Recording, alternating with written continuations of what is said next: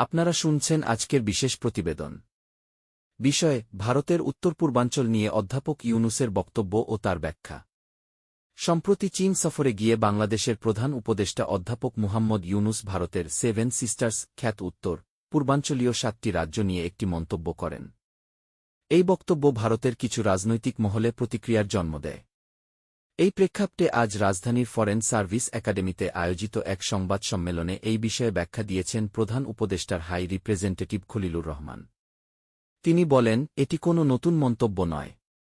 অধ্যাপক ইউনূস 2012 সালেও এ ধরনের কথা বলেছেন। এমনকি 2023 সালে জাপানের প্রধানমন্ত্রী কিশিদাও এই অঞ্চলে সিঙ্গেল ইকোনমিক জোন বা একক অর্থনৈতিক অঞ্চল গঠনের কথা বলেন, যেটি বিগ বি ইনিশিয়েটিভ নামে পরিচিত। খলিলুর রহমান স্পষ্ট করে বলেন, আমরা কাউকে জোর করে কিছু চাপিয়ে দিচ্ছি না।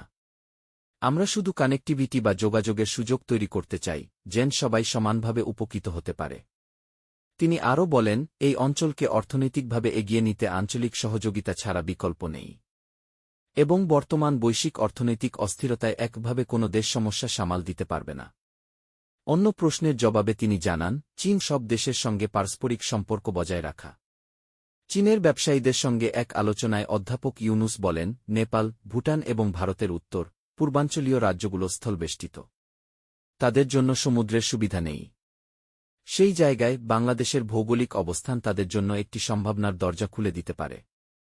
তবে ভারতের প্রধান বিরোধী দল কংগ্রেসের মুখপাত্র পবন খেরা এই বক্তব্যকে চীনকে আমন্ত্রণ হিসেবে ব্যাখ্যা করে উদ্বেগ প্রকাশ করেন।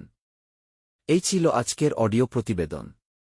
যদি আপনি চান আরও বিশ্লেষণ, সাবস্ক্রাইব করে আমাদের সাথেই থাকুন।